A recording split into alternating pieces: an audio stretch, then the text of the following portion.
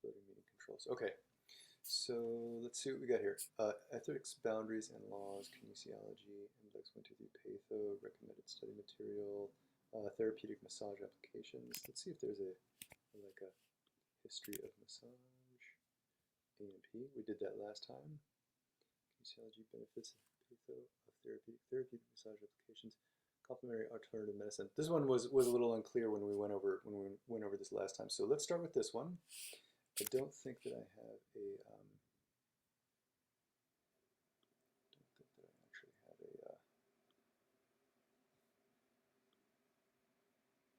oh yeah, I do have a cam. Okay, so I'm going to use this one because this is the one that you guys should have access to, right? So what I'm saying is that you have access to this document in the Google Drive, which I've shared with all of you. You do not have access to the original questions on Yugo Prep, right? So CAM 30 questions, these are the same questions from Yugo Prep. Yugo Crap, yeah. Sounds like a good name to me. Ron is a regular client. Working on a computer desk is increasingly uncomfortable on his back. You as a massage therapist, have attempted to educate him on his posture and have encouraged him to try different positions to alleviate his discomfort. The worsening of his back pain is evidence enough that the 5 or so minutes during the exit interview spent on education is not sufficient. What modality would you introduce him to help him obtain relief from back pain? So you guys turn your mics on for a sec.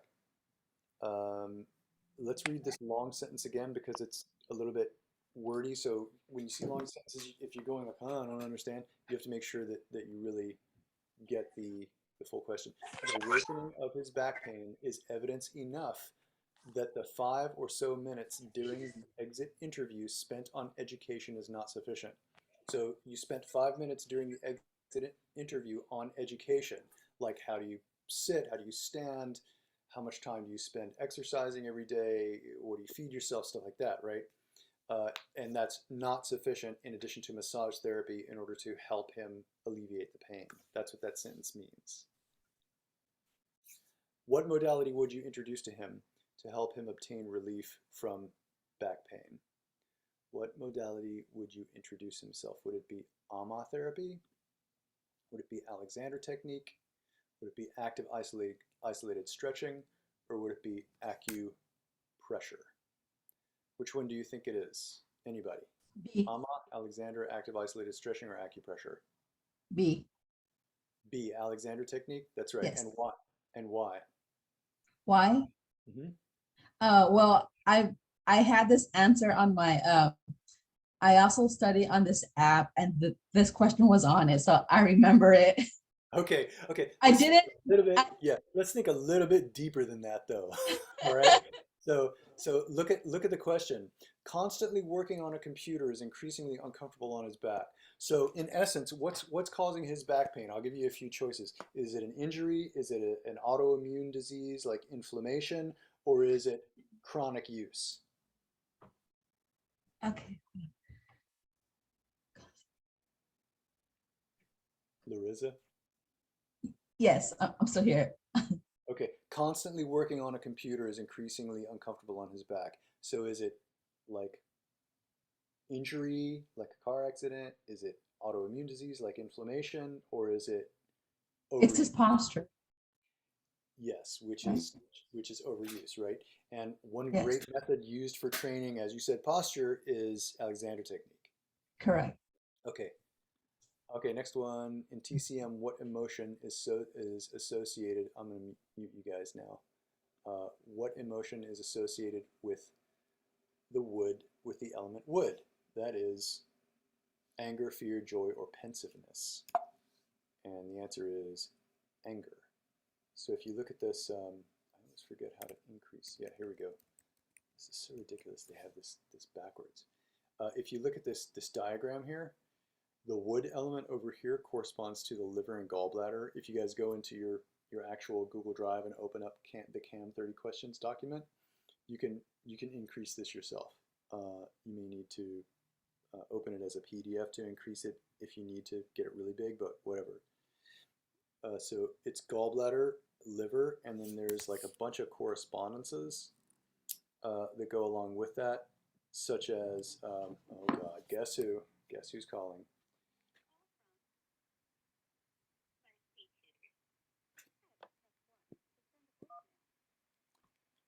Hi, this is Kim Soo. Can I help you?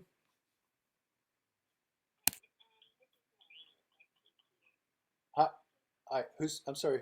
I, yeah, I'm sorry, I didn't catch your name. One more time, please. Maureen. Hi, how you doing, Maureen?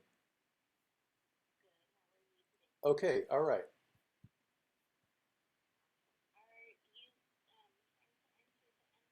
No, n no, I'm not trying to enter it. I'm actually in it already. I'm using my own Zoom link, which I cleared with the administration. And the last time I taught this class, I actually used my own Zoom link that time.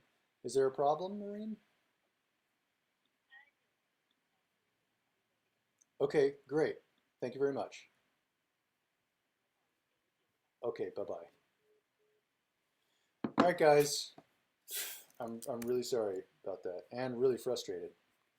Um, so let's look a little bit, just a little bit more closely at this five elements. Okay, so the wood element is associated with like the springtime, the wind, the emotion anger, also the emotion frustration, but frustration is kind of like a color of anger, right? A shouting sound, birth in the stages of development, the liver and gallbladder open to the eyes. It's associated with the sour, or is astringed by the sour flavor, and relates to or rules the sinews. Right, the function is to store and release gallbladder and to soothe the flow of qi. For the gallbladder, it's to release the gallbladder, to release the gall, and for the liver, it's to soothe the flow of qi or to smooth the flow of qi. Actually, uh, they want to keep the liver and gallbladder want to keep the qi moving smoothly. Okay, if you guys have any questions about like TCM or anything like that, just let me know along with anything else. When checking an ill or injured person, for the purpose of first aid, an adult is defined as, guess how old an adult is for the purposes of first aid. So I'm gonna 18 years or older. 18. Oh, for the purposes of first aid, an adult is defined as a person who is about 12 years of age or older. So let's see why. For first aid purposes, a child is defined as a person who is between the ages of about 1 to 12. For first aid purposes, an infant is a person who is less than 1 year. Oh, it's not going to give us an explanation. All right, so this is one of those things that you just have to remember if you want to look it up to understand more. Okay, I've never heard of that. That's cool for first aid. Yeah, probably has to do with the depth of. Oh, it doesn't say CPR. Why is 12 an adult in first aid? Yeah, here it is. Here it is. Okay. All right. Well, I'm not seeing. Okay. I guess it's probably has to do with like the shape of the body, the size of the body, not the shape of the body, but the size of the body, the depth of the Yeah. tentacles, etc., things like that. Okay. The seventh aura deals with the connection to all creations and is what color? What color is the seventh aura? Anyone? I've never really completely heard of that one before, but I Oh, would say maybe purple. okay. So that's something that I believe the color is actually indigo. Purple. Purple. Okay. Okay. Seven auras. So this is definitely something that you want to. What is going on? It's definitely something that. I mean, I kind of have heard of it, but it's been a while. Yeah. Well, they're gonna ask you the specific correspondences. So you're gonna have to know those. Cool. Come on, dog. Come in here. Come back, dog. Damn. I'll tell you what. Come on, dog. it's like more than enough for me to try to take care of you guys without taking care of like the confused people and the dog. So let's see. Let me just get up an image so that I can add it to the notes.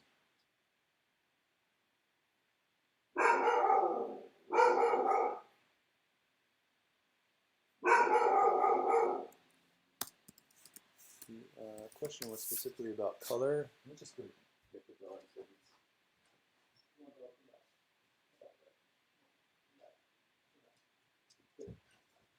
Good dog. That's my dog. He looks completely That's awesome. sweet, right? But you can feel for yourself that he's got an edge to him. Colors. Crown third eye. I mean, you can see the colors here, but I really want something that defines the colors, because sometimes indigo and purple are not that easy to discern.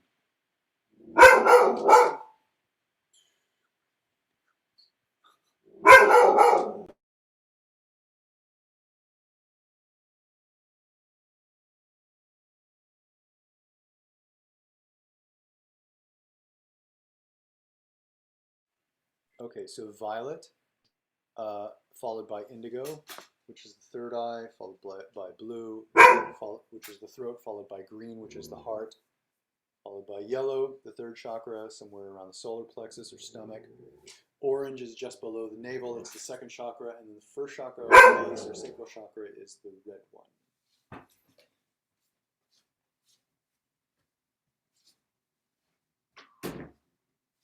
So I'm going to add this graphic for you guys. Just please remember that these are first.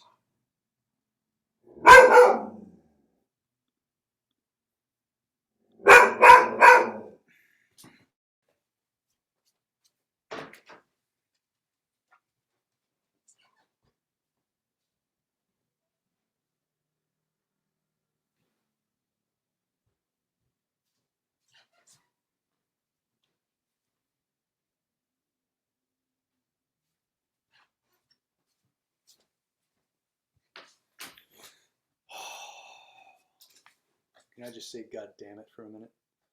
All right.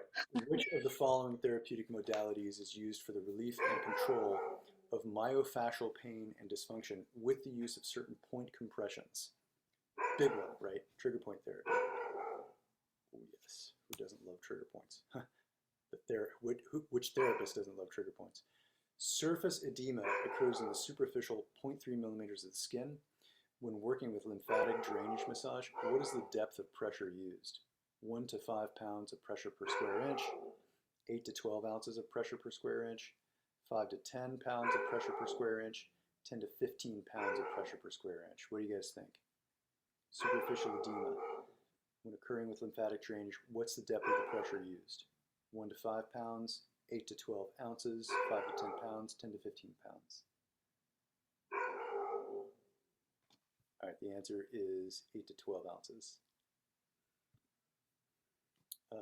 Who would you help first when injuries at a construction site occurred? An adult who has broken his arm and is bleeding, a female calmly holding her head and breathing, a person asking for ice to put on his ankle and help up, a male stumbling from the scene. We're going to go over the explanation for this, which is a male stumbling from the scene. That's what I was gonna say. Cool. So the reason is because the person who's stumbling away may be in shock and the most hurt. Bring him close to the other victims to check for major injuries. Then perform first aid on the broken bleeding arm, then check the others. Ron is on a community soccer league team. Last week he went for a side kick the same time as a defender and got kicked in the left calf muscle. He iced it right away, and every day since. There is no visible bruising, and it didn't seem as if the kick was that hard. Now, when he walks and runs, he still feels as if something is holding the muscle in an activated position. From the following treatment techniques, Which is the best application that will increase range of motion and align the muscle tissues? Activated isolated stretching, Aston patterning, Alexander technique, or acupressure? What do you guys think? Active isolated stretching. Yeah. Active isolated stretching, AIS, also known as the MATS or MATAS method, is a modality used to provide effective stretching of major muscle groups, a type of athletic stretching method used to lengthen muscles and release the fascia. It restores physiological traits by increasing the function of the superficial and deep fascial layers. To avoid reflexive contractions by the antagonist muscle group, the stretch is repeated no more than 8 to 10 times. The stretch past the client's end field should be no longer than 2 seconds with no more than 1 pound of pressure. The muscle must return to the full relaxation or neutral after each stretch. MFR or myofascial release techniques include direct trigger point, Rolfing, and structural integration. Indirect include active isolated stretching. Acupressure is TCM working with meridian points. Alexander technique is postural education. Aston patterning includes massage, movement education, fitness training, postural evaluation, and environmental modifications. Okay, moving on. The term blank was coined by René Maurice Gattefoss in 1928. And the answer is aromatherapy. I was getting ready to click there. Aromatherapy.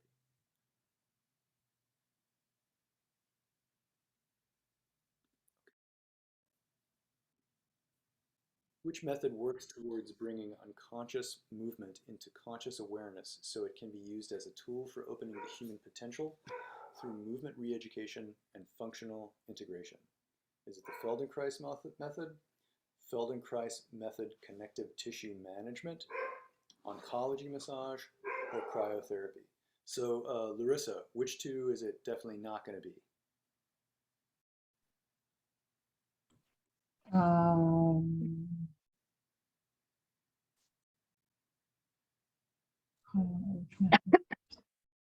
Is that the last two? Not the last two, that's right. That's right. So then is it Feldenkrais method or Feldenkrais method connective tissue massage?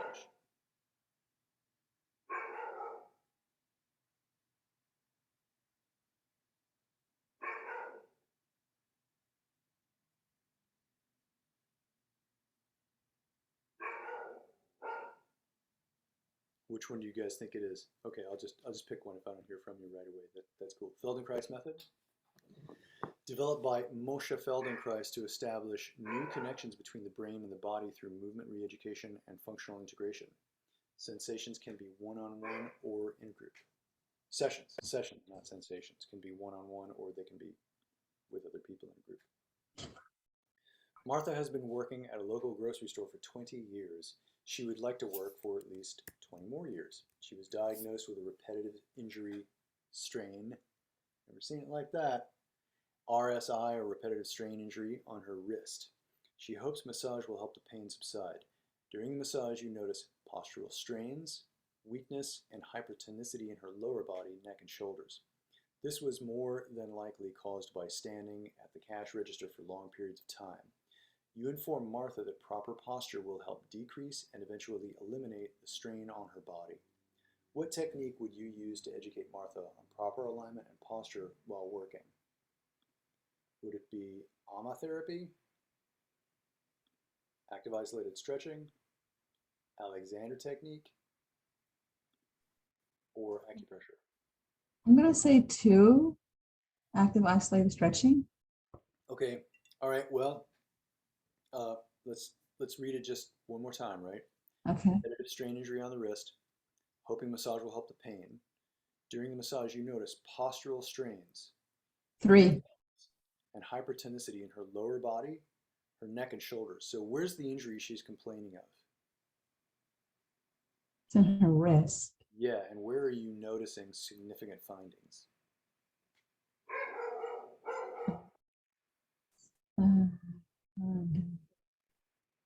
Lower body, hypertension, lower body and neck, shoulders. Yeah, so that should be a clue, right? Because if the larger body is Yeah. contributing to Yeah. then that automatically implies more alignment, more Mm-hmm. posture than Mm-hmm. like active isolated stretching, which would work like specific muscle groups in specific areas. This was Okay. more than likely, and then they lob this one to you. This was more than likely caused by standing at the cash register for long periods of time. Standing. You inform Martha that proper posture will help decrease and eventually eliminate the strain on her body. So then they lob another one to you. Proper posture.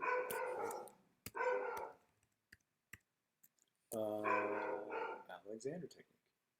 The word massage is derived from which one? Hindi term champna, Greek, Swedish word for relaxation, or Japanese word for shiatsu? Which one do you think it is? Swedish? I think so. Oh, no. Oh. Yeah. Let's look up the Greek word for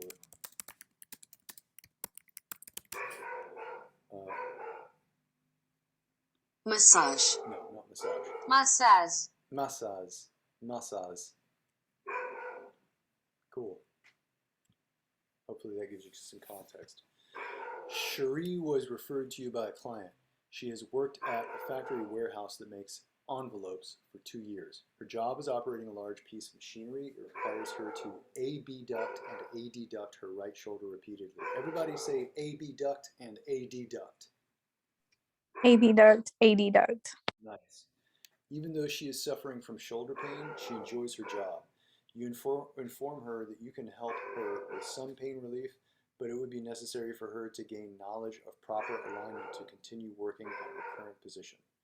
What modality technique would you teach to give her the knowledge for applying proper posture and alignment while working? Proper posture and alignment while working. Larissa. Yes, I'm gonna go with one. Yeah, Alexander technique. Yeah. Proper posture and alignment while working. The 12 meridians have a peak flow for 2 hours per 24-hour period.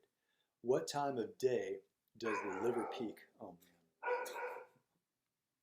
Again, this is like kind of crazy. So you have to know the clock. Where's my CAM 30 questions? Where did I put that?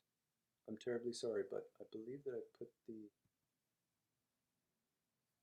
CAM clock in here for you. Give me to load. If not, I will put it in tonight. Let me just take one more look. Just look.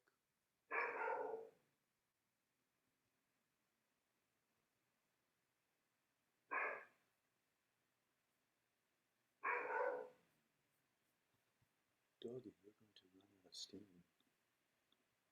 Okay, so let's say T7 clock flow of meridians. So have you guys seen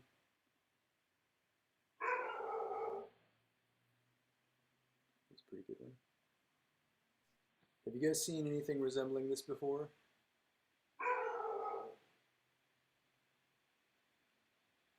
No? Okay. So Kind of. okay, so notice that this is the clock. It's a 24-hour clock.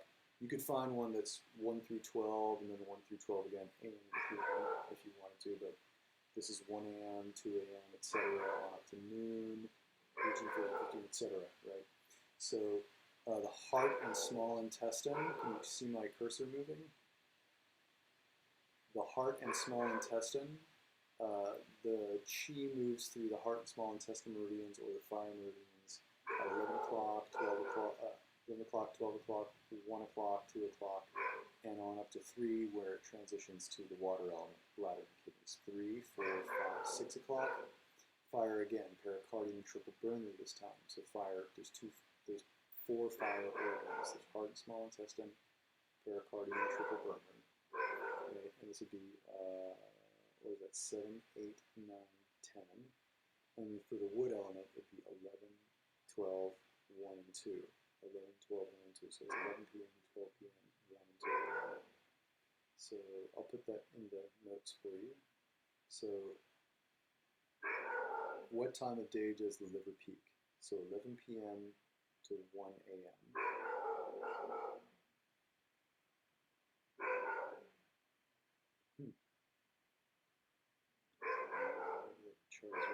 In fairness, I never remember any of that.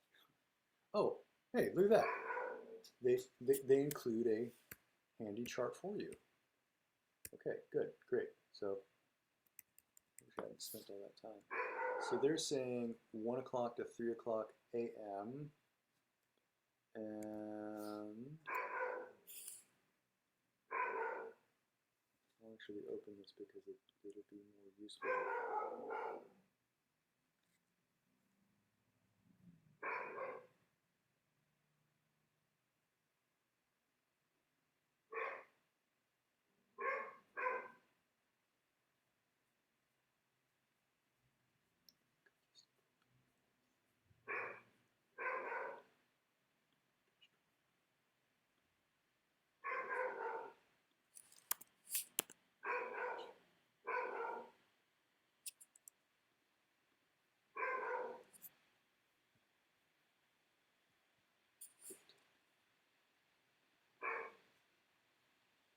Okay, so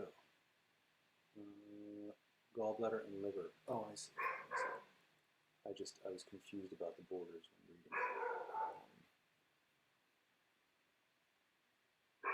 Okay, the liver time is 1 a.m. to 3 a.m., followed by the lung time, 3 a.m. to 5 a.m.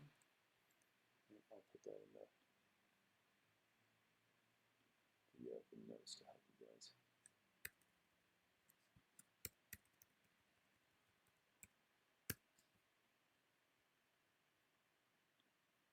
Okay. After checking to make sure you're not in danger, you approach a car accident. Which victim do you help first? An infant crying in the car seat?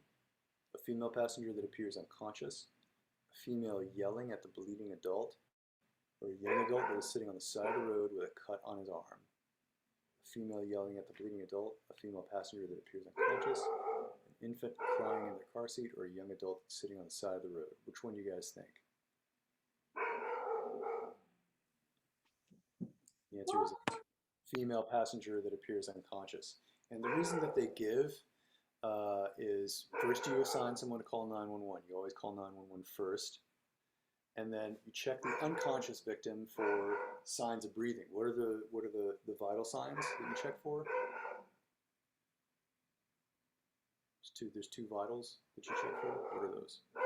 Pulse. A pulse is one, and the other one that they list here is breathing. Next, you move on to the young adult with the cut arm, because when someone is bleeding, the clock is ticking for them, right? Being aware of the female and the infant, getting them to a calm status, instructing them to stay and wait for the paramedics to check them more fully. Okay, Julene has been a 911 dispatcher for 15 years. She is constantly on the computer. Her doctor diagnosed her with tendonitis in both elbows. She was referred to massage after physical therapy was unable to completely relieve the symptoms. Which of the following treatments would help activate the body's natural healing abilities in order to gain symptom relief? Would it be Aston patterning, acupressure, active isolated stretching, or Alexander technique? Tendonitis in both elbows. Physical therapy was unable to completely relieve the symptoms. Activate the natural healing abilities in order to gain symptom relief. Which one do you guys think? Acupuncture? I think it's probably acupressure. Let's see. Duplicate. Or acupressure, I'm sorry. Yeah, I knew what you meant. Acupressure.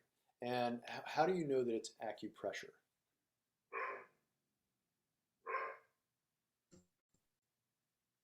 How do you know? So, are you able to hear me? Huh? Oh, okay. So are you asking me how did I know? Yes. Well, well, I knew it wasn't Alexander techniques because it didn't have to do with posture, and then the active stretching. And I know for sure it's not number one. Okay. So I guess I guess those are the only reasons why I need Okay. them. Okay. Best thing you can do is to look at the question and to look Uh-huh. at the clues in the question. So there's like 1 or 2 words in the last sentence that tell you to look for acupressure, as compared to Aston patterning or active isolated stretching or Alexander technique. So it's not posture, it's not, you know, stretching and lengthening, releasing a fascia. It's not a system that combines massage with movement, postural education, and nutrition. So what's the word? What are the words in the last sentence that I'm pop gonna up? say healing. Would Yes, but it's not just healing. So give me the whole phrase. oh okay. Treatment will help active.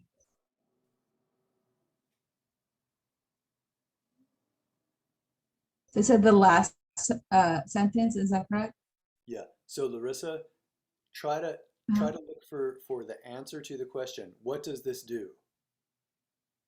Right? What does Aston patterning do? What does acupressure do? What does active isolated stretching do? What does Alexander technique do?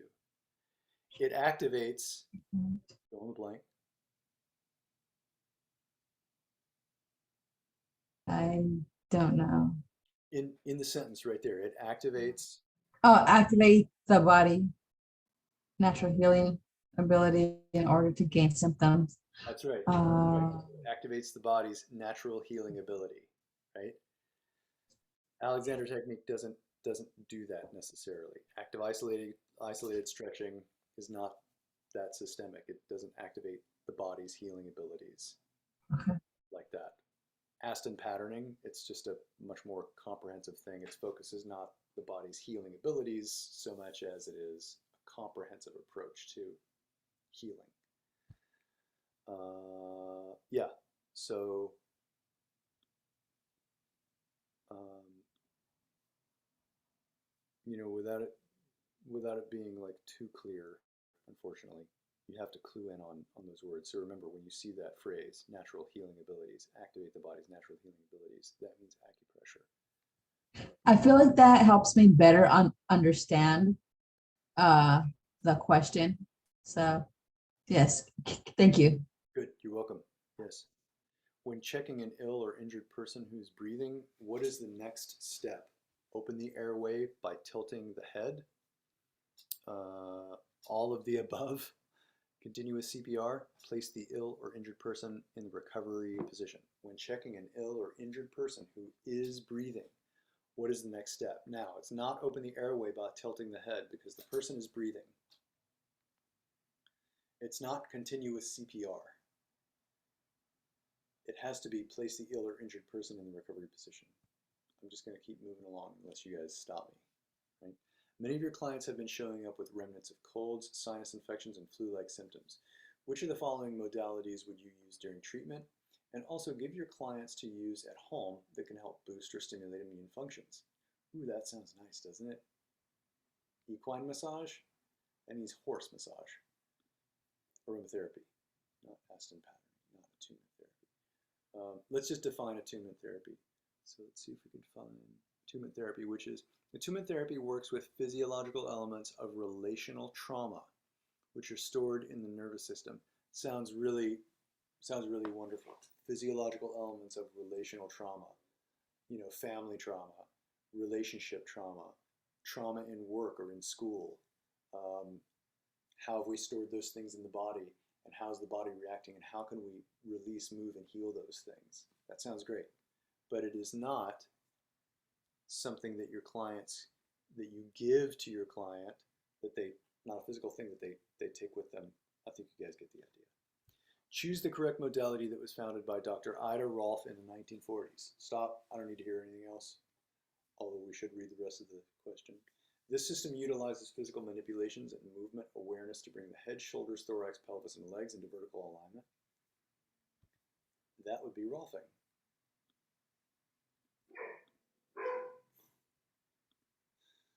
The two organs associated with the water element are the stomach and spleen, the liver and gallbladder, urinary bladder and kidney, small intestine, heart. Water element, urinary bladder and kidney. Crystal. I would say C. Yes, it's urinary bladder and kidney. And then what element are the, this is a little small, what element are the liver and gallbladder?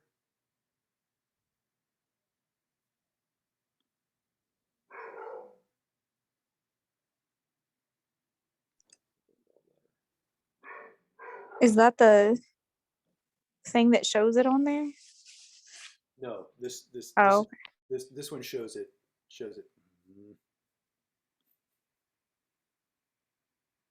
This one shows it better. Wood element, gallbladder and liver, right? is that wood? That's the wood element. Yeah. Stomach and spleen, earth element.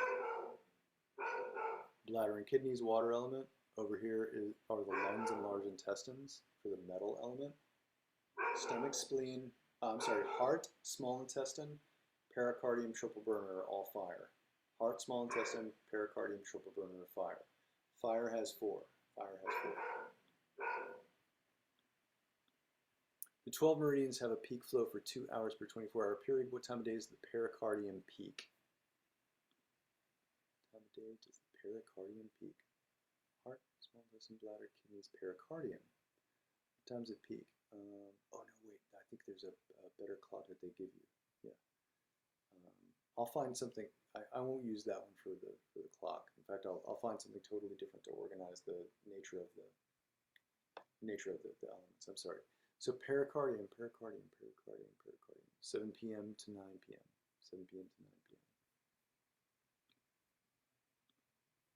7 p.m. to 9 p.m.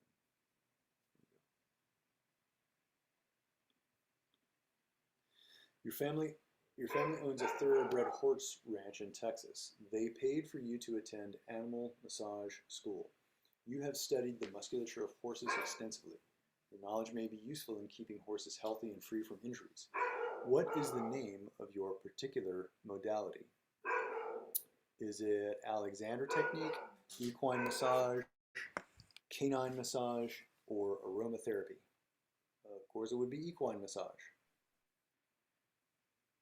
Which of the modalities is translated to mean sacred life force and is a 20th century technique or treatment originating from Japan?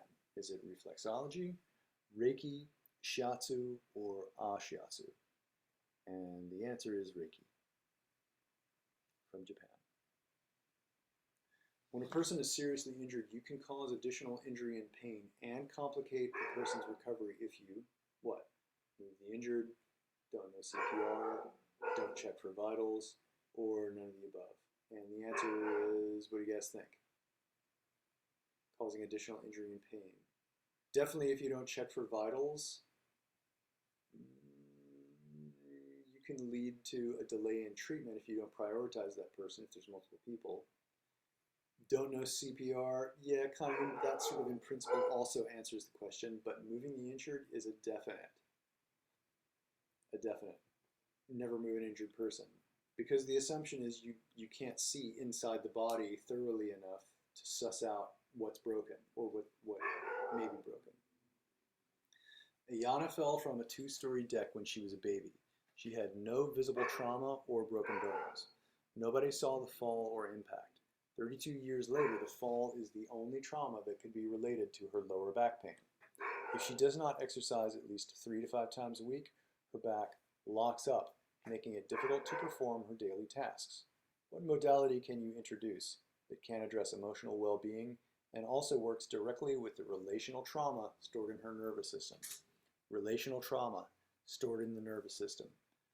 Alexander technique, that's kind of a roundabout way or an indirect way of getting to trauma stored in the nervous system. I did Alexander technique for 2 years. Attunement therapy, active isolated stretching, acupressure, nope. Again, even more indirect than Alexander technique. The answer should be attunement therapy.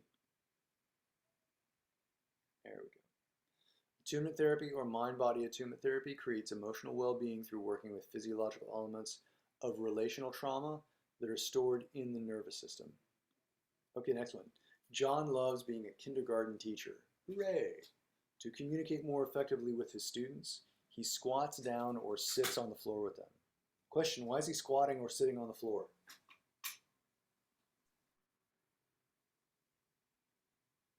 You said why? Yes, why? Because they're in kindergarten. They're little people. They're little people, that's right. Yes, it's important to think about these things when you hear, I'm a cashier, I'm a kindergarten teacher, I'm a massage therapist. What position are they spending all day in? Knee and back pain cause him to adopt poor posture while teaching. His neck and shoulders are starting to complain as well. His benefits include 45 massages a year. That's a lot. John intends on taking full advantage of his treatments, definitely. What additional information could you give John beyond massage treatment that will help him obtain good posture and proper alignment to reduce pain cycles? What additional information could you give him? Active isolated stretching, Alexander technique, acupressure, or AMA. AMA is not information. Acupressure is not information you give someone. Alexander technique is information you give someone. Active isolated stretching, that's kind of information.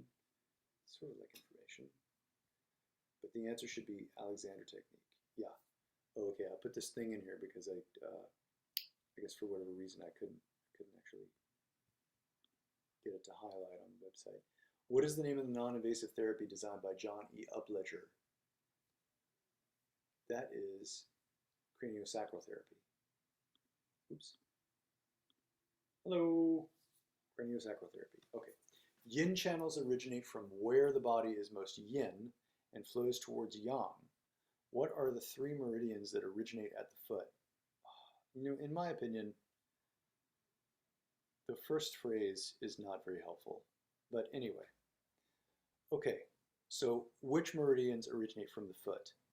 So you can give yourself a clue by thinking what organs are in the lower part of the body, right? Because the lung and the heart start in the hand. So in the foot, it would have to at least be which ones? Kidneys, urinary bladder, not the large intestine, but I think it's D. the yin organs. Stomach, urinary bladder, and gallbladder, that is actually, those are meridians that originate in the foot. But do you remember if those are yin or yang?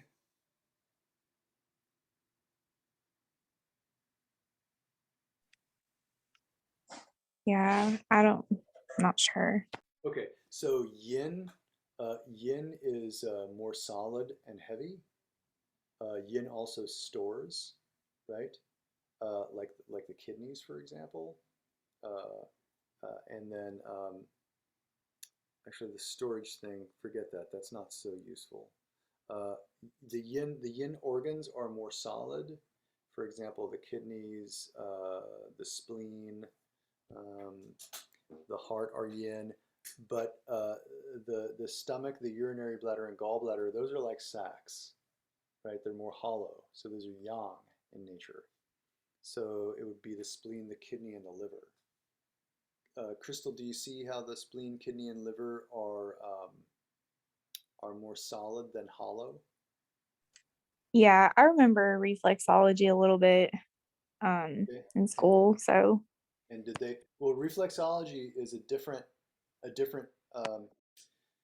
Reflexology is a microsystem where they imprint a drawing of the whole body. It's called the homunculus on the foot, right? And you can have a homunculus on the foot or on the hand or in the ear or on the belly or at the top of the head, right? And the foot homunculus, purpose of it is to have areas on the foot that you can press to activate the whole body, right? In other words, the whole body is mapped on the foot.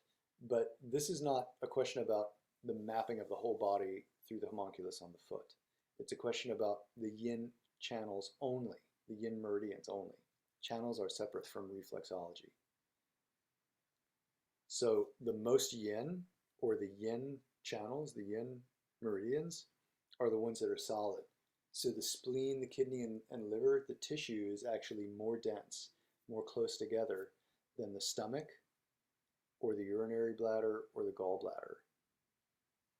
Can you see how the spleen, kidney, and liver are solid, stomach, urinary bladder, and gallbladder are hollow? Yeah. Okay. Great. All right. Pericardium, heart, and lung. Those are pericardium, heart, and lung. Lung is definitely hollow, but it's a yin organ. The heart is somewhat hollow, but it's a yin organ. Pericardium is the wrapping of the heart. That's a yin organ. Sanjiao's energetic division of the body, small intestine, large intestine are definitely hollow, and those are yang. But these top like 6 are all in the, they all originate in the hand. And these bottom 6 here, as they're written here, the bottom 6 all originate in the foot. Let's see what this looks like. Oops. Yeah, so they do give you a drawing. It's like not really a very good one, but it'll work, right? You could go foot yang, foot yin. Foot yang is stomach, urinary bladder, gallbladder. Foot yin is spleen. Li, they're using L capital I for liver and L lowercase I up here for large intestine. No, L lowercase I for liver, that's pretty confusing. And then K for kidney. Spleen, liver, kidney, spleen, liver, kidney, spleen, liver, kidney.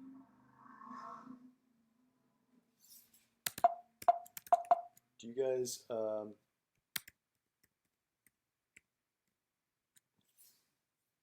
need to see an acupuncturist drawing of the meridians for that, or? Okay, good. So let's continue. You graduated from massage school 4 years ago. Part of your everyday massage theory and practice class was to go through a series of instructor-led movements to warm your body tissues and help keep your body mechanics in proper alignment while massaging. A few years into your own massage business, you are experiencing wrist and shoulder pain. You realize the problem is your posture positions during massage. What continuing education class would be a good reminder to help release these detrimental patterns and create pain-free movement in your body work, or at least as close to pain-free as possible? Would it be Aston patterning, aromatherapy, attunement therapy, or equine massage? What continuing education class would be a reminder to help these detrimental patterns, release detrimental patterns, and create pain-free movement? I would say Aston patterning. Okay. Jim works in a warehouse and is on his feet all day. He has been living with mild to moderate pain for 3 years. Lately, the pain has become unbearable. Jim's doctor has tried everything he can think of to relieve Jim's pain symptoms. He received 3 cortisone shots and tried muscle relaxers with no real lasting relief. Finally, Jim's doctor prescribed 12 massages to relieve his right side sciatic pain. What treatment will you use to stimulate his body's natural healing abilities to decrease or eliminate his sciatic pain? 12 massages to release his right side sciatic pain. What treatment will you use to stimulate his body's natural healing abilities to decrease or eliminate his sciatic pain? Can you guys hear me? Yes. Cool, great. Larissa, natural healing abilities to stimulate his body's natural healing abilities. Which one?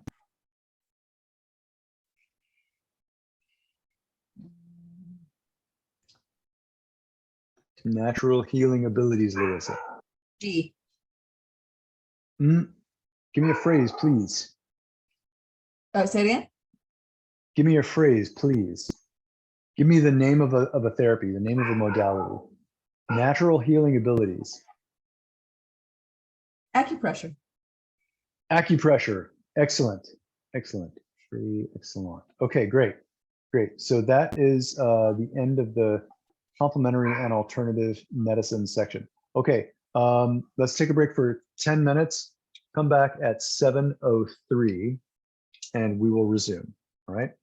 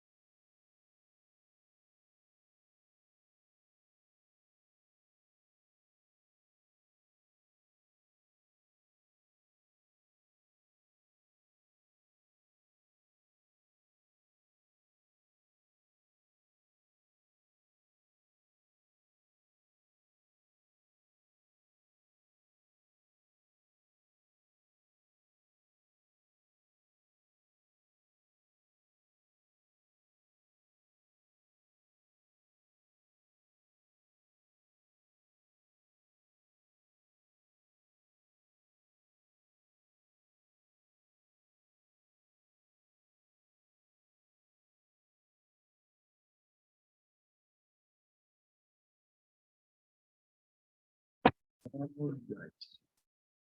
So now, yeah. Okay, so the 30 questions. Finito. Let's go to, last week we did ANP 1. Let's go to ANP 2, I think. Come over here, sit down, Doc. That's good. Let's go to ANP 1. And does anyone remember, stay here, doggy. Does anyone remember if we made it all the way through ANP 1? Which half of the heart is utilized for pulmonary circulation? Yes, we did. Okay, so let's go to ANP2. We're going to use ANP2 on the Google Drive. ANP2 on the Google Drive. You're not gonna bark. Come on. Good dog. Stay here with me. ANP2 on the Google Drive. Don't upgrade to premium, guys. Don't do it. Okay, which organ system is in charge of secreting the hormones that regulate temperature, metabolism, and blood pressure? Temperature, metabolism, and blood pressure. Reproductive system, endocrine system, urinary system, or integumentary system? Crystal or Larissa? If it's quiet enough there, what? Isn't that Go ahead. D, I believe? You mean integumentary system? Yes. Integumentary system means the skin. Does the Okay, I'm skin sorry. regulate B. It's metabolism and B. blood pressure? Yeah. The endocrine system, yeah. Okay, so this is what I'm looking for. I'm looking for like areas where it's a little unclear or where there's a little confusion. So regulating temperature, you know what that means. That's temperature of the body, right? What's metabolism? Hormones? Say what? Hormones? Well, the question says hormones, but Crystal, Your metabolism is like your whole overall like natural body functioning system. So I guess it would be your hormones. Yeah. When okay, you said blood metabolism. pressure, and by the way, when you said blood pressure, I was like, oh, that's the endocrine system. But at first, when you were saying regulate temperature, I'm thinking the integumentary for skin. Yeah, it's not bad because heat goes out through the skin, right? But actually, that's kind of a lesser function of the integumentary system as far as like keeping the body from overheating or keeping the body warm.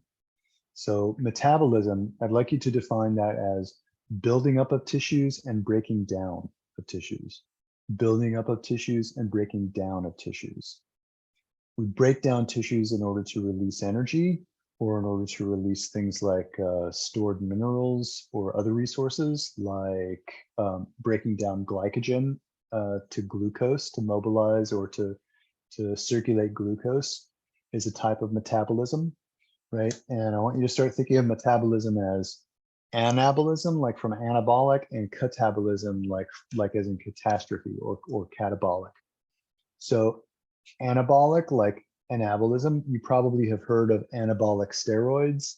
So think of anabolic and anabolism, think of ana as building up, and think of catabolism, which should cue the word for you, catastrophe. Think of catabolism as breaking down. So metabolism is building up and breaking down. And we use, to build up, we use things like testosterone and estrogen, HGH, human growth hormone. We use thyroid hormone. And to break down, we use things like calcitonin to circulate calcium. We use things like insulin and glucagon to regulate the level of blood sugar. Come back, dog, come back.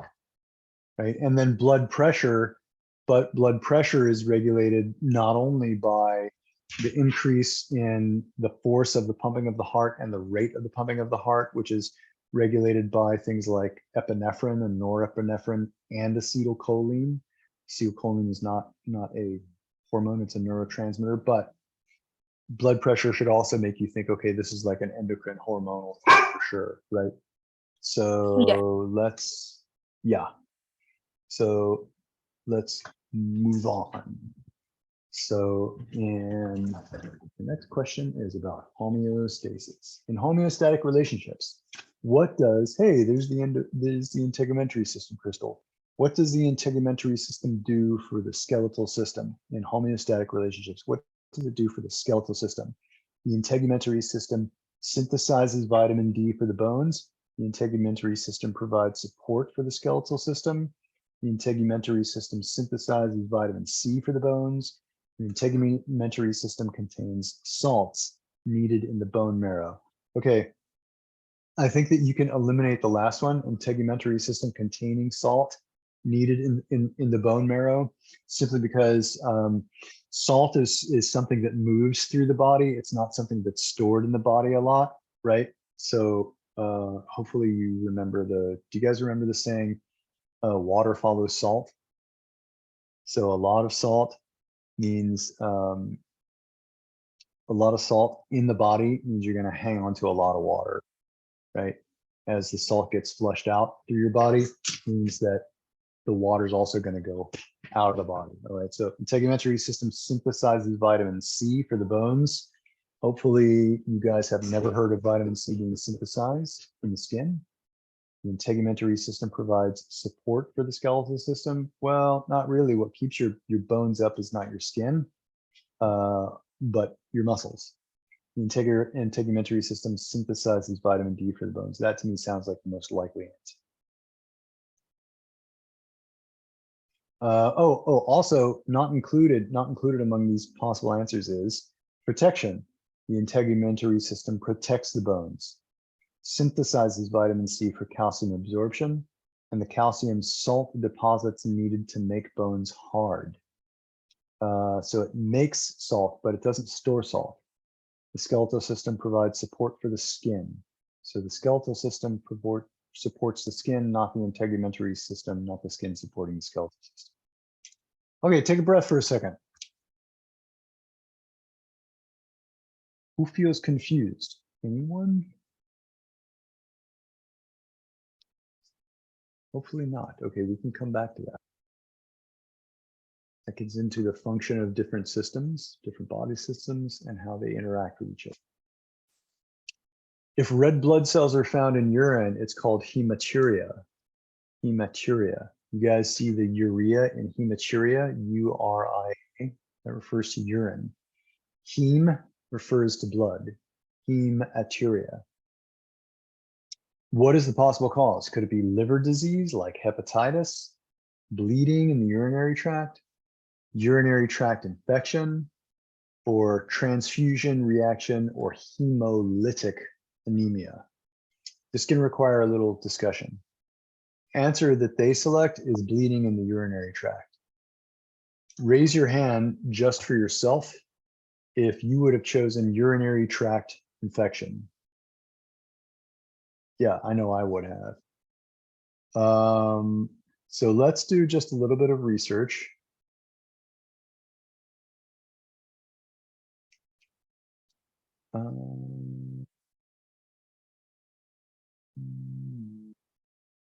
Hematuria. Let's look at hematuria and urinary tract infection.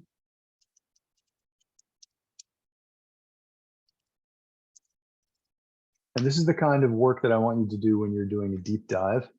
All right. So remember, break your studying up into 2 sections. It doesn't matter if you have like 20 minutes or 30 or 40 minutes or an hour or 2 hours, right? Spend half the time going question by question by question by question by question, one after the other. Don't allow yourself to stop and linger. Just put a star by the questions that are confusing, or write down, this is slide number 6. So you can go back to it. All right. And then when you go back to it with the other half of your study time, you do a deep dive. All right. What is it about this question that's confusing or that's noteworthy? Like, why did I star it? Why did I want to come back to it? Well, the reason is because it looked to me like with urinary tract infections, you should be able to have one may expect blood in the urine. So let's just research that a little bit. So hematuria, what is hematuria? It's where your kidneys or your bladder or other parts of your urinary tract, that can be your ureter or your urethra, allow blood cells to leak into the urine. So cuts or abrasions, not cuts or abrasions, abrasions or strains or what they would call lesions, which are kind of like, they are abrasions and strains, abnormal features in the ureter or the urethra, for example, certainly in the kidneys and the bladder, allowing blood cells to leak in the urine, basically bleeding that's happening in the urinary tract. Various problems that can cause this leakage, including urinary tract infections. These occur when bacteria enter your body through the urethra and multiply in your bladder. Raise your hand if that sounds like a urinary tract infection to you. Okay, so as a test taker, you have to figure out, why is urinary tract infection not the correct answer in this? Why is it not the correct answer? Well, you can have blood in the urine if you have a UTI. But if you look at the two questions, if you think about one as being more specific than the other, hopefully that helps you, right? Bleeding in the urinary tract is a specific phenomenon that happens when you have a urinary tract infection. So simply saying that someone has a urinary tract infection, urinary tract infection does not always cause bleeding in the urine. It doesn't always cause the release of red blood cells into the urinary tract. But if there is bleeding in the urinary tract, that definitely would cause hematuria. It definitely would cause the detection of red blood cells. Any questions about it? Let's read what it says down here. Hematuria equals red blood cells in the urine, can be caused by bleeding in the urinary tract due to trauma, kidney stones, or infection.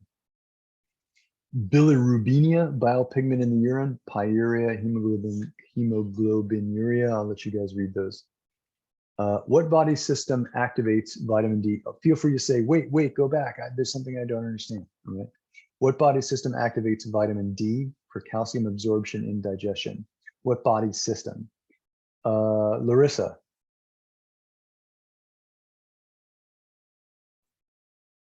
Yes.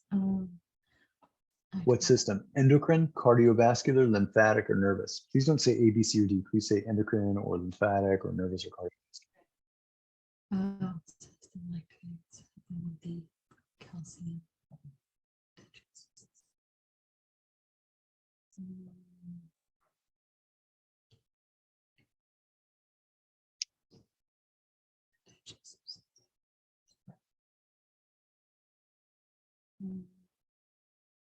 Lymphatic? No. It's not a bad guess, but it's still just a guess. So I'm not trying to bust your back on that. So what does it mean to activate calcium? So let's take a look. For absorption. Okay. What stimulates the absorption of calcium? Has to be coupled with vitamin D. Yeah. Let's see. Enhancing calcium absorption, vitamin D, and parathyroid hormone. Increases calcium transport across the membrane of intestinal cells. So without going too far into it, because I'm not an expert on that, parathyroid hormone and calcium absorption. Let's see if we can find an image.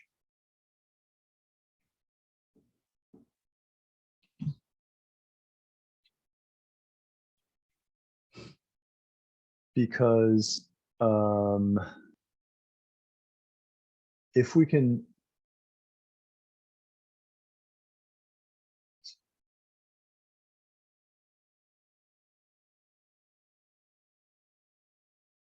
Here we go.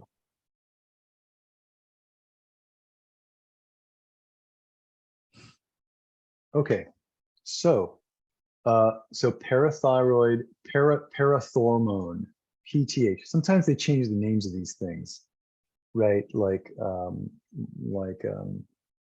adrenaline and what are they calling adrenaline now? Epinephrine, right? Those are the same hormone.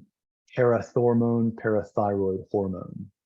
T3, thyroxine, thyroid hormone. So parathyroid hormone, here it's, oh, they're not mentioning here. Okay, so part of your knowledge base, right? Part of your foundation. Parathyroid hormone released by the parathyroid glands, parathyroid endocrine glands. Stimulates the release of calcium from the bones. Calcium is stored in the bones. And once calcium is released from the bones, it circulates into the bloodstream. And once it's in the bloodstream, it stimulates the parathyroid hormone. It stimulates the parathyroid glands to stop the stimulation of parathyroid hormone.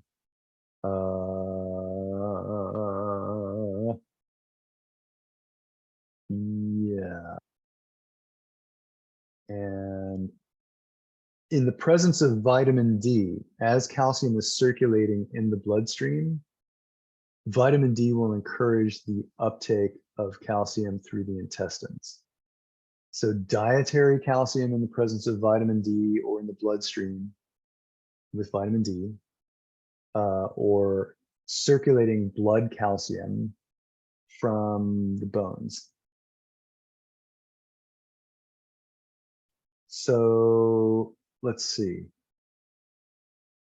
Endocrine, cardiovascular, lymphatic, or nervous. So it's not going to be lymphatic, right? Because calcium has a relationship with the digestive system, with the endocrine system, and with the vascular, cardiovascular system.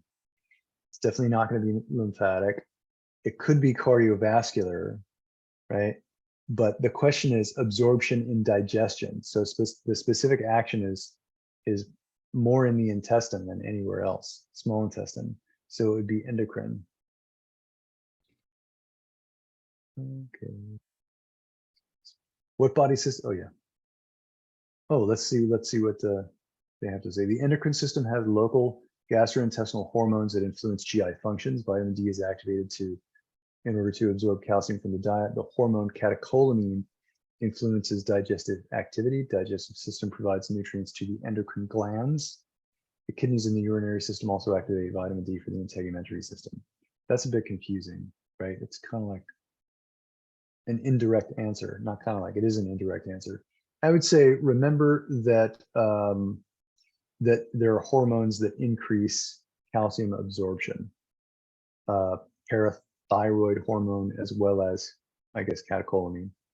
I don't remember all the hormones, you guys, but I understand, once I hear the name, I understand where they come from and the action. What gland is in charge of the growth and development of the body? What gland is in charge of the growth and development of the body? Is it the thyroid gland, the adrenal glands, the pituitary gland, or the reproductive gland? The growth and development. What do you guys think? The reproductive glands. It's a great guess. It's a great guess. Reproductive glands. And why would you say reproductive glands? Growth and development. Growth. Yeah. But you have to be more specific. Like, what hormone from the reproductive glands contributes to growth and development?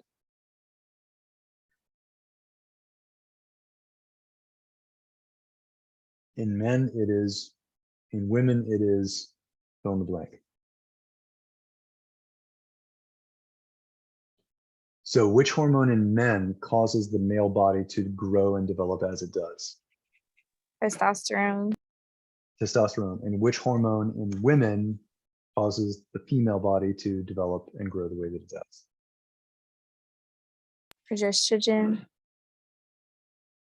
think it's actually estrogen. When we're talking about the hormone that builds up the body. Let's just clarify that because let's see, role of estrogen. I believe that's the anabolic steroid. Estrogen regulates growth, development, and physiology of the human reproductive system. Human reproductive system. Okay, this hormone also influences neuroendocrine, skeletal, adipose, and cardiovascular system. Perhaps it is the function of progesterone.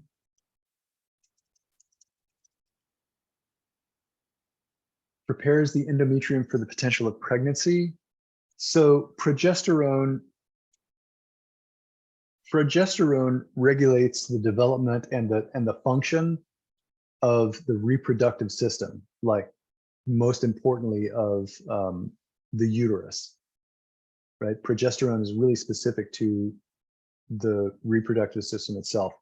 Estrogen is systemic, so it has an effect on the nerves and the endocrine glands, on the mammaries, on the amount of adipose tissue or the amount of fat that's distributed and stored in the body, right? Female characteristics, a little more fat here and there, growth of mammaries specific to lactation, right?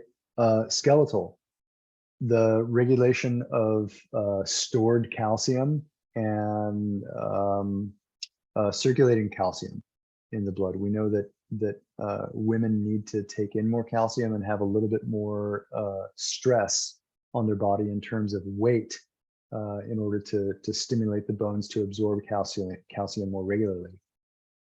And then the cardiovascular system, I can't really paint you too clear of a difference between male and female cardiovascular systems, but and then a sex hormone, right? It drives the libido. Testosterone drives the male libido. Estrogen drives the female libido.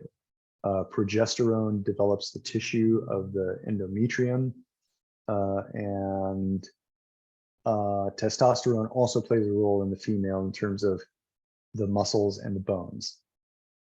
But growth and development of the body. So look at the question. The question is of the body, not the female body, not the female reproductive system, not the male body compared to the female body. It's of the body. What gland is in charge of the growth and development of the body? So question for you. Reproductive glands, not too far off. Your answer was not too far off, right? But what gland or what hormone from what gland, either one that you want, strongly influences the reproductive glands or the testes and the ovaries? Which gland?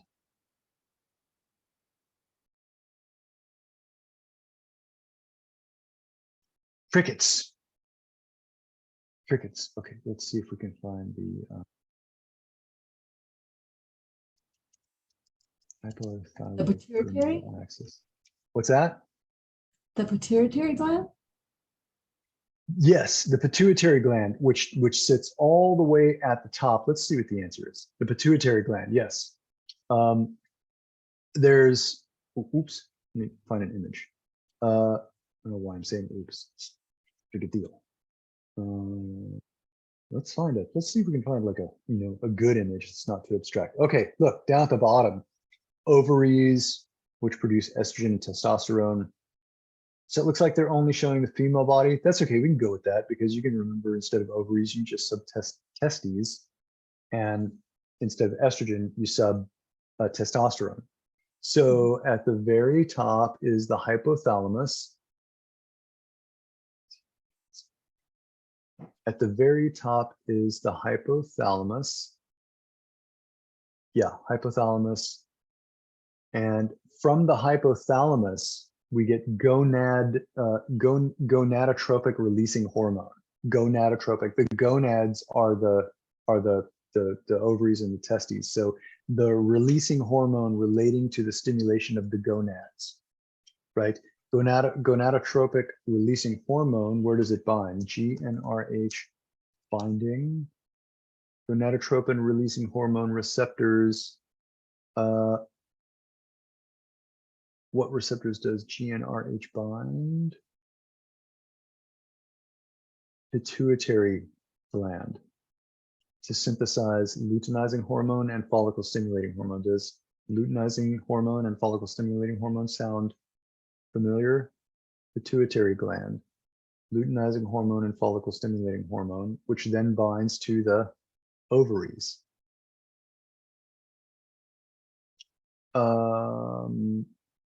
What male, what hormone stimulates release of testosterone? I hope I'm not losing you guys. Luteinizing hormone stimulates testosterone release. Luteinizing hormone stimulates testosterone release. Luteinizing hormone stimulates the release of progesterone in the female.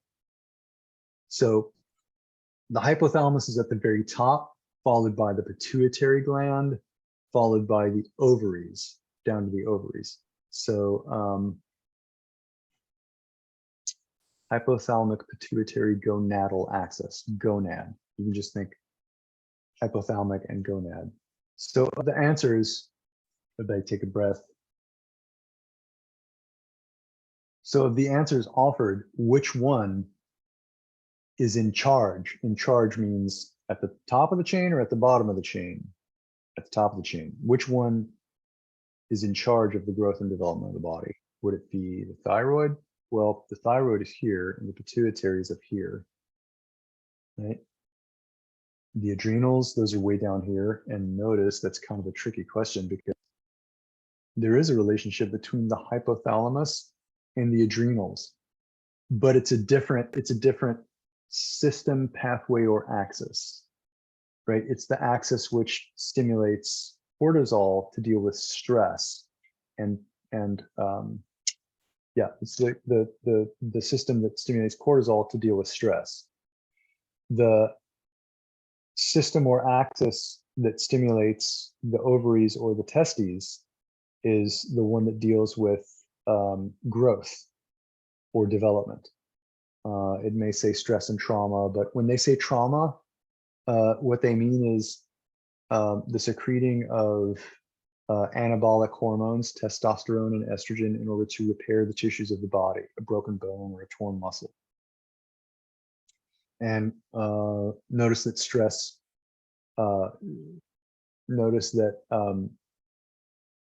stress stimulates the hypothalamus for a sympathetic or a parasympathetic response. So that's sympathetic is rest and digest, parasympathetic is fight, flight, freeze.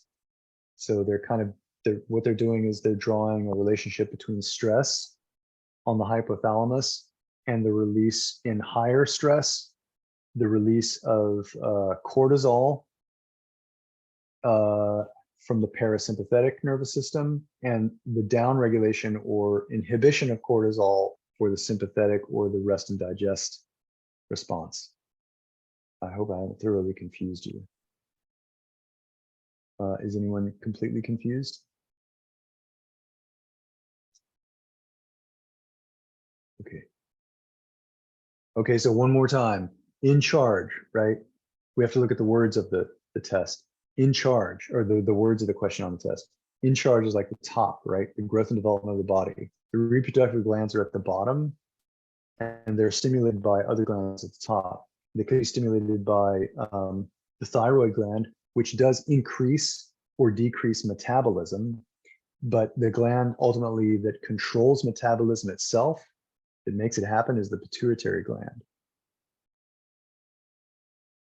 If it said hypothalamus, if hypothalamus were one of the answers, you should choose hypothalamus because that's the one most in charge of the pituitary, in charge of the reproductive glands. Okay. Of the following compounds found.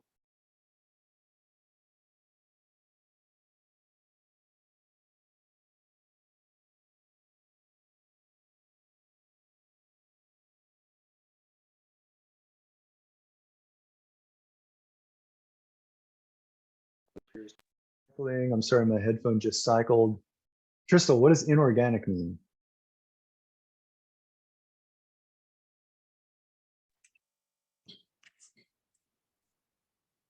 Can you say that again? Because it didn't like catch the word that you just were saying. Yes, it turned off and turned on. It cycled. I'm sorry. Of the following compounds found in the body, which is inorganic? What does inorganic mean in the context of these compounds? Mm,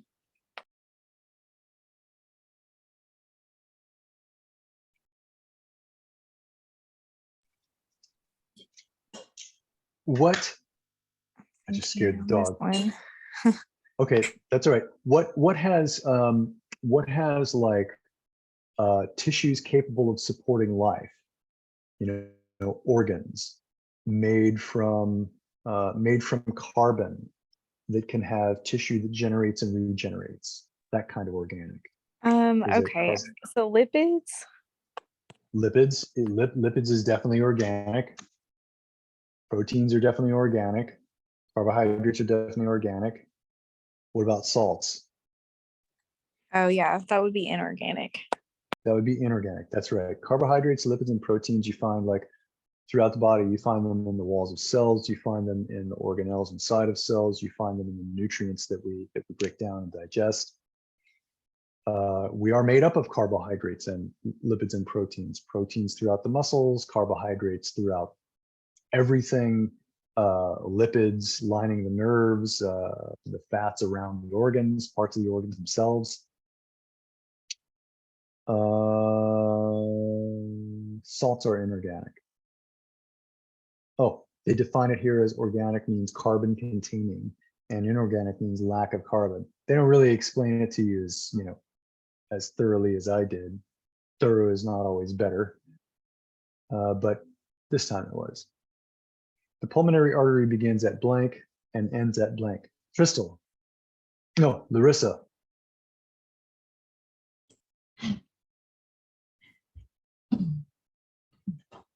Pulmonary artery begins where, Larissa? Top.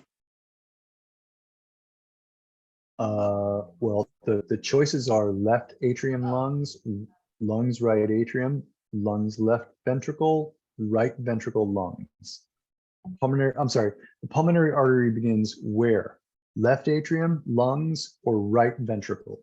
Left atrium, lungs, or right ventricle? Which one? Left atrium, lungs, or right ventricle? Left. Ventricle. See this here, PA? See this pulmonary artery? See that? Mhm. Let me see if I can get you it. Is there a written order? No, we don't have a written order. Okay, so PA, arrow away from the heart toward the lung. So it originates in the lung. Pulmonary artery. See under this column, right. You see? Right ventricle going toward the lung. Let's take a look. The pulmonary artery begins at, see? The right ventricle and ends at the lungs. How do you know that the artery starts in the heart and goes away from the heart? How do you know that?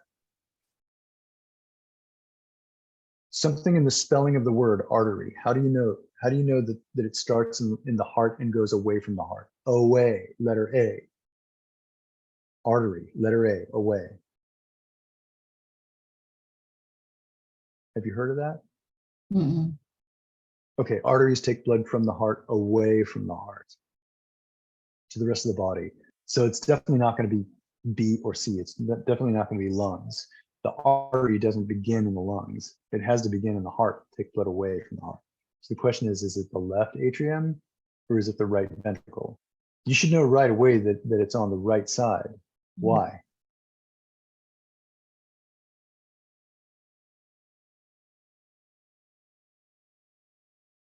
Job of the heart, of each half of the heart, job of each half of the heart is to receive blood from one place and send it to a different place. The right side of the heart receives blood from the body and sends it to the lungs. The left side receives it from the lungs and sends it to the body. Okay, everybody say that. The right side of the heart receives blood from the body and sends it to the lungs. The right side of the heart receives blood from the body and sends it to the lungs. Right side of the heart receives blood from the body and sends it to the lungs. The left side of the heart receives blood from the lungs and sends it to the body. Right side of the heart receives blood from the lungs and sends it to the body. Right side of the left side. Shit, have I been saying right this whole time? The left side of the heart receives blood from the lungs and sends it to the body. And you look at the drawing and it should make sense. Okay, here's right, here's left, here's right, here's left. Right, there's blood coming into the right side from the superior vena cava and the inferior vena cava. That's from the body. Coming into the right from the body, going out from the right to the lungs. Right? And then coming into the heart. This is not easy to see over here. Coming into the heart from the lungs. Into the heart from the lungs. Going out through the aorta to the rest of the body. Left side. Pulmonary veins. Veins carry blood toward the heart. Left atrium, mitral valve, left ventricle, aortic valve, aorta, letter A, away. Aortas and arteries carry blood away from the heart. I hope that's helpful. Is that not helpful? Study your heart, just like you gotta drill it over and over and over and over and over again. Imagine I went through all that and then got the answer wrong. It has happened, hasn't it, Tiana? I have gotten stuff wrong, haven't I? The parasympathetic nervous system would be responsible for slowing down the heart and intestinal activity, fight or flight, elevating blood pressure, none of the above. Well, it's got to do some of that. Okay, how do you know the parasympathetic? It's slowing down the heart and intestinal activity. What about the word parasympathetic tells you that it slows things down? Crystal. Isn't it connected to the heart? It regulates the heart, but so does the sympathetic nervous system. But what about the word itself, parasympathetic? What about the word parasympathetic tells you, see, sympathetic versus parasympathetic. What tells you that it down regulates or slows down the heart? And when it says intestinal activity, that means digestion. Right? It doesn't mean stopping digestion, it means upregulating digestion, making digestion happen. What tells you that the parasympathetic, what about the word tells you that parasympathetic slows down the heart and increases intestinal activity? The word para, right? You can think of it like parachute. A parachute, you're following a parachute, slows you down, allows you to drift safely toward Earth. You That's have to true. feel, yes, you have to feel safe in order for your heart to start to slow down. You have to feel safe in order for your intestine to be able to work to absorb food. I hope that makes sense. The body's cells consume what for fuel? Primary source of fuel for the cells is glucose. Is it lactose, sucrose, or fructose? It's glucose. You do find fructose in the body, but you find fructose as like a component of other things. Like you can find it in cell walls, for example. You can find it in some body fluids, but glucose really is the source of fuel for cells. If you consume fructose, sucrose, or lactose, the body converts it to glucose. Of the following epithelial membranes, which is exposed to air and is dry? Which is exposed to air and is dry? Is the parietal membrane, the cutaneous membrane, the visceral membrane, or the mucous membranes? I don't remember this one. Okay, so parietal, I'm guessing it's not parietal because that refers to an area of the skull, an area of the brain, I think, not the skull. Cutaneous membrane, that sounds like a good guess. Visceral membrane, that refers to the viscera. Mucous membranes, well, we know mucous membranes are actually wet. Let's try this cutaneous membrane. Yeah, Susan made a good definition. Cutaneous membrane is your skin. The superficial epidermis composed of keratinizing stratified squamous epithelium and exposed to air, being a dry membrane. Mucous membranes line all body cavities and open to the exterior, like the hollow organs, respiratory, digestive, urinary, and reproductive tracts, and is wet. Serous occurs in pairs. Parietal and visceral membranes line the ventral body cavities closed to the exterior. What does that mean? So parietal and visceral membranes must go together. I'm not going to spend time defining that, although it is interesting, and I wouldn't blame you for researching it. That'd be good for your research. As a reaction to the presence of foreign particles, the body's immune system may create what? Antagonists, antigens, antibodies, or androgen. Then how do you pronounce that? Antagonons. I've never heard of antagonons. The answer is antibodies. As a reaction to antigens like toxins, bacteria, or foreign proteins, the body may activate the immune system to create antibodies or immunoglobulins, IGs. Immunoglobulins are good markers for discerning what kind of inflammation the body has. The endocrine system produces a hormone called erythropoietin that stimulates what? Anyone? Red blood cell production, reproductive system development, or production of atrial natriuretic peptide, or all the above. Erythropoietin.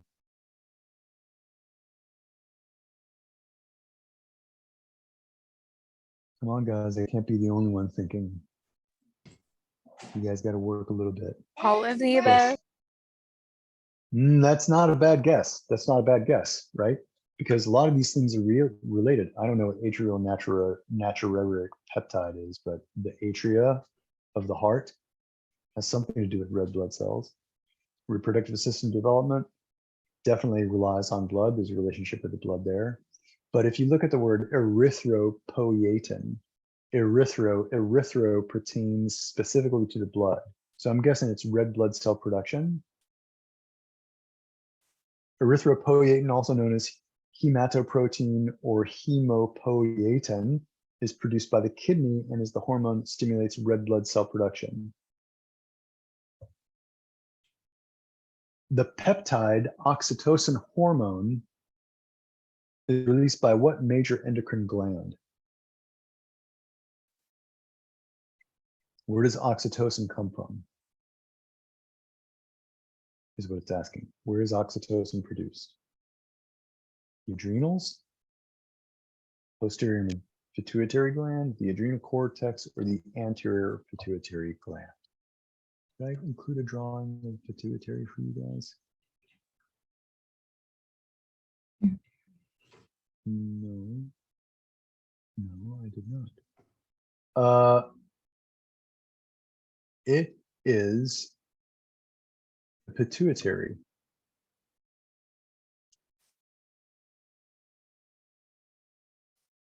Oh, it's not here. Okay, well, I'm going to put it in. So, so you guys remember, hopefully you remember that the pituitary is a mixed gland. Mixed means that half of it is neural and half of it is endocrine.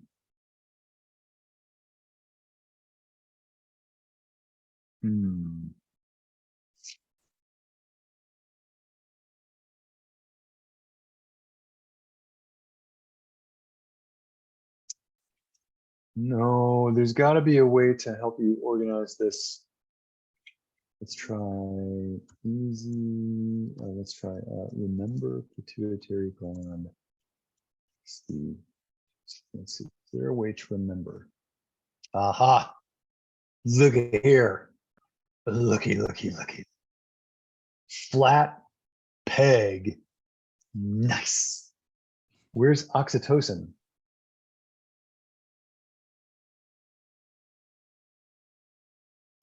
Prolactin, endorphins. Oh, endorphins. There it is. PEG, posterior. The posterior produces, here, see, oxytocin and vasopressin. And where's prolactin? I'm not seeing it here labeled. Okay, so oxytocin is definitely an endorphin. And then they have, no.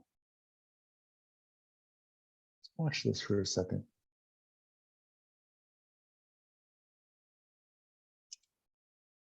See, stuff like this is worth spending a few minutes trying to differentiate, because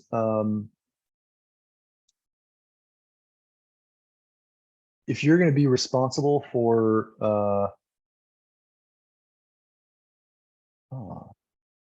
check that one. If you're going to be responsible for anterior versus posterior,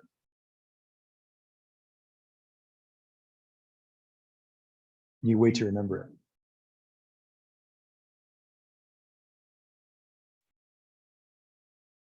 it. Here we go.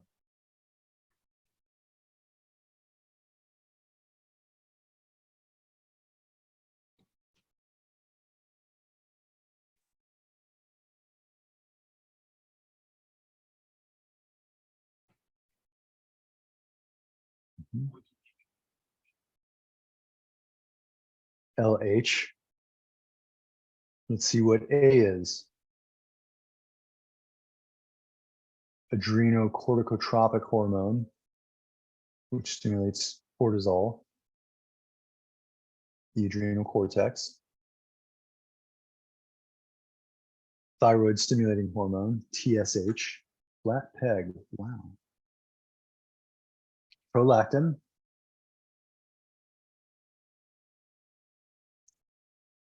Endorphins.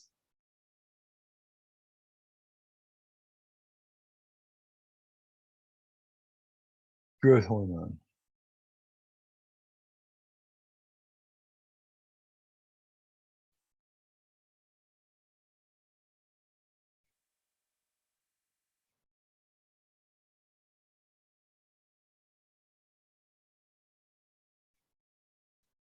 Okay, guys, I was wrong when I said, I believe, no, wait.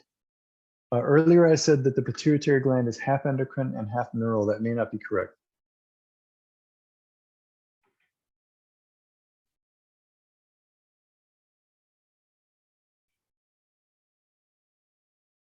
Antidiuretic hormone or vasopressin, ADH.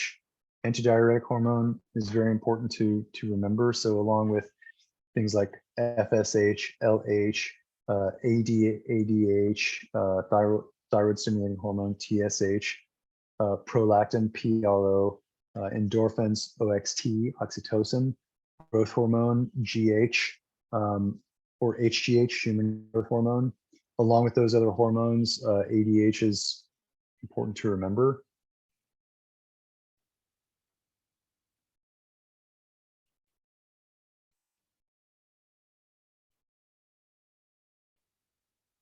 Helps you to hold back water in the body.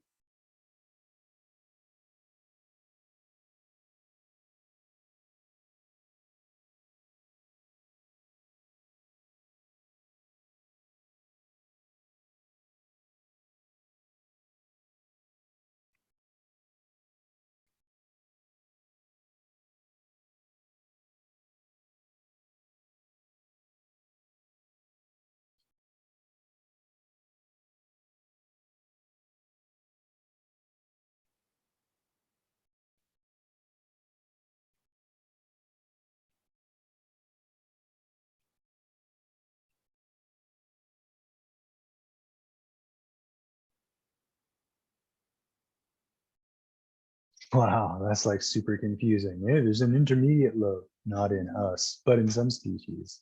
Commit that to memory, not. Flat peg, okay, that's like good enough for me. Which hormones does the posterior? Yeah. Antidiuretic hormone.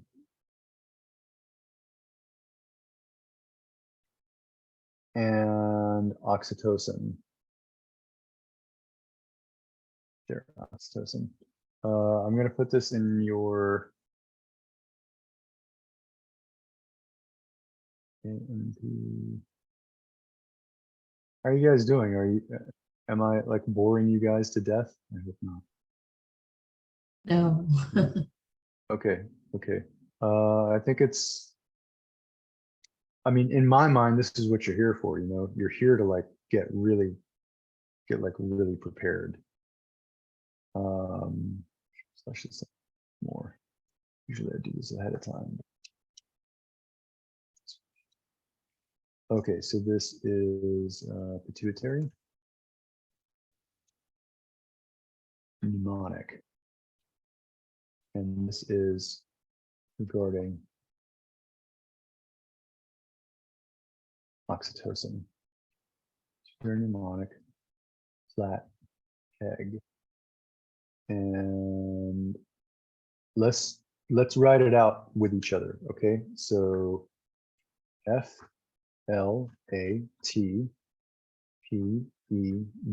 So F stands for, let's take turns. Larissa, F stands for what? What hormone? Were you asking me? I'm sorry. Yeah, yeah. So it is really confusing to me. Yes, So totally fine. I Totally don't fine. know what F is. I honestly don't. That's that's okay. Crystal, do you remember? Letter F. You'll have to go back to the diagram. I That's kind all of right. That's all right. remember it's just the video, like I can see it, it's just a little bit smaller. Yes, you guys go back to the video and watch it a few times. There's timestamps, so you can just watch like the flat peg section, and you know you can use the video to help you drill. So that's follicle stimulating hormone, and then LH. Do you remember LH, Crystal? Probably remember that. Oh, I just gave it to you. LH. Literally Luteinizing. LH. Okay. Yeah, luteinizing hormone. Okay, then A. Letter A stands for what organ, what area, Larissa, do you think? Letter A. Here, right here. You see where I'm circling? Um, ad, adrenal, adrenal. Blow it up bigger. Adrenal, yeah. Letter A pertains to adrenal. So let me make sure I get the abbreviation right. Adrenocorticotropic hormone. Abbreviation adrenocortico steroid hormone, corticotropic hormone, ACTH. Yeah, adrenocorticotropic hormone. This is the kind of research you guys should be doing. I know does it seem like a lot? Like, oh, are you guys feeling overwhelmed with the prospect of like, oh my God, I have to remember what adrenocorticotropic hormone stands for and all that? Not really. Okay. Okay. So Crystal's cool. Larissa, how about you? That was me who answered. What's that? I said that was actually me who answered. I still can't hear you. Get a little closer to your mic. I said that was me who answered. Oh, that was you who answered. Okay. Crystal, does it seem overwhelming? No, I like the video though, and then I guess it's just easier to see stuff too. Yeah, definitely. Yeah, that's cool right there. I Go screenshotted back. it so I can see it. Okay. Well, it's also in this document.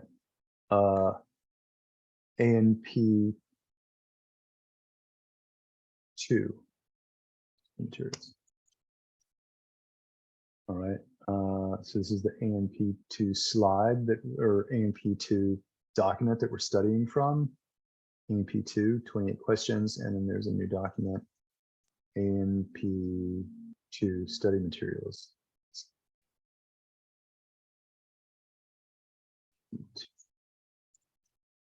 Organize this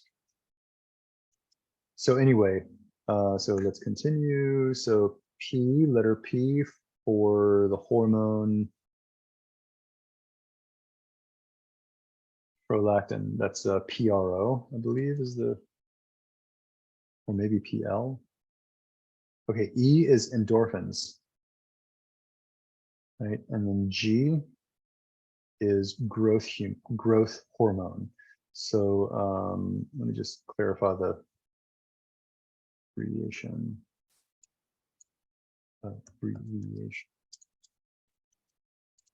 Growth hormone. I believe it's actually called HGH, so that's human growth hormone. So GH, right? And it's human growth hormone. Right?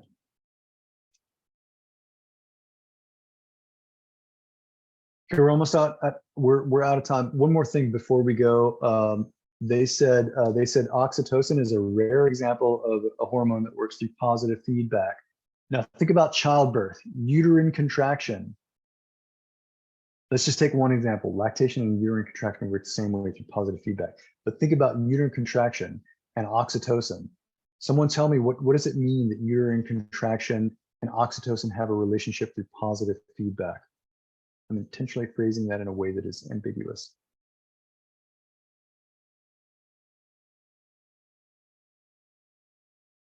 So that means that oxytocin produced from the pituitary goes down to the uterus contracts, which sends a signal back up to the hypothalamus and the pituitary to produce more oxytocin, which produces more contraction, which stimulates more oxytocin, right? Positive feedback. Unlike something like luteinizing hormone or any of these other hormones, luteinizing hormone produces estrogen. The amount of estrogen is released from the ovaries into the blood, circulates to the hypothalamus. The hypothalamus realizes, hey, there's high levels of estrogen. Let's shut off the production of luteinizing hormone so we can regulate within homeostasis or downregulate the amount of estrogen that's being produced from the ovaries. Okay, guys, great work tonight, hanging in there. I'm over here just alone, me and the kids and the dog on Monday nights. So without any help. So I really appreciate you guys hanging in there and tolerating like all the noise and stuff in the beginning, doing the best to really do like a good presentation and help guide you guys through the more difficult aspects of being prepared for the test, tricky questions, foundational knowledge and all that. If you have any questions about anything from tonight, please text me. If you have any feedback on things that you want to see more of or less of or hear less of, like the dog barking, then feel free also to text me with that. And have a great week or have a great couple days. I'll see you on Wednesday at 6 o'clock Eastern Standard Time. Thank you. You're welcome. Practice your heart, blood flow, and your flat peg, because we're going to drill that next time. You're welcome. Okay. Okay, thank you. Okay. All right.